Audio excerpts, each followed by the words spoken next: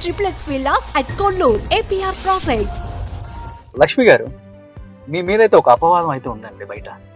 అంటే ఇక్కడ గెలిచిన ఎమ్మెల్యే ఫ్లెక్సీ అనేది ఎక్కడ కనిపించకూడదు, లక్ష్మి గారి కంటికి ఏదన్నా కట్టినా కానీ నైట్కి నైటే మొత్తం ఎక్కడికెక్కడికి చించేయాల్సిందే. ఒక్క ఫ్లెక్సీ కూడా బూచేపల్లి శివప్రసాద్ రెడ్డి నా కంటికి కనిపించకూడదు. ఓన్లీ టీడీపీకి సంబంధించినవి, లక్ష్మికి సంబంధించినవి, సాగర్కి సంబంధించినవి ఇవి మాత్రమే కనిపించాలి అనే మాట వాస్తవా? రోషన్ గారు, మేము దర్శిలో ఆఫ్టర్ రిజల్ట్స్ నేను వచ్చిన దగ్గర నుంచి ఒక కల్చర్ చెప్పాము మా పీపుల్ అందరికి. ఫ్లెక్సెస్ కానీ షాల్స్ కానీ బొకేస్ కానీ ప్లీజ్ అలాంటి ఆర్భాటాలకు వెళ్ళొద్దు. నన్ను కలవడానికి వచ్చేటప్పుడు కూడా ఇదర్ ప్లాంట్స్ ఆర్ బుక్స్ తీసుకురండి అని. అండ్ స్టార్టింగ్ లోనే ఫస్ట్ రిజల్ట్స్ వచ్చిన 1 week 10 days కూడా పోలీస్ దగ్గర కూడా ఇది రికార్డ్ ఉంది.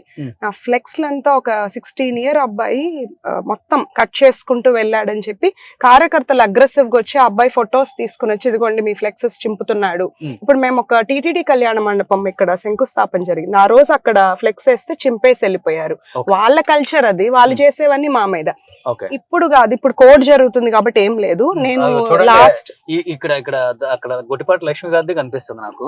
యాక్చువల్ గా కోర్టు జరుగుతుందని ఏమీ లేవు. నేను 3 days బ్యాక్ వచ్చినప్పుడు ఇక్కడ బూచేపల్లి గారిది ఉంది, అక్కడ కూడా వెంకయ్య గారు. మీరు పీపుల్ ని అడగండి. ఇక్కడ ఈ ఏరియా కదా ఫ్లెక్స్ ఉండేది, ఈ ఏరియాలో పీపుల్ ని అడగండి. ఫ్లెక్స్ వేయకూడదని ఏం లేదు, బట్ వాళ్ళకి ఒక కల్చర్ ఉంది. అన్ని చింపేస్తారు, వాళ్ళు కట్ చేస్తారు ఫేసెస్ మీద అంతా. మేము పట్టించుకోం. మా వాళ్ళు ఏమో అగ్రెసివ్ గా ఉంటారు, ఏంటి మీరు రియాక్ట్ అవ్వరని. మాకు అసలు ఆ కల్చర్ లేదు. ఆ ఆర్భాటాలకి మేము వెళ్ళము. వాళ్ళు ఫ్లెక్స్ వేసుకున్నా మాకు ఇబ్బంది లేదు. అంటే బూచేపల్లి శివప్రసాద్ రెడ్డి, గొట్టిపాటి లక్ష్మి ఇద్దరు ఇంచుమించుగా ఒక వయసుకు సంబంధించిన వాళ్ళే, కానీ ఇద్దరికి మటుకు తగ్గపోతు నడుస్తుంది. పచ్చగడ్డేస్తే బగ్గుమంటుంది. చెప్పాలంటే ఏదో ఇద్దరు ఒక 25 సంవత్సరాల నుంచి ఒకే నియోజకవర్గంలో ఆయన గెలిస్తే ఏం ఓడిపోవడం, ఈయన గెలిస్తే ఆయన ఓడిపోవడం, ఇలా కాదు అసలుకి. కొత్తగా చూస్ చేసుకున్న నియోజకవర్గం, కొత్తగా అడుగుపెట్టిన నియోజకవర్గం గొట్టిపాటి లక్ష్మి ఇక్కడ.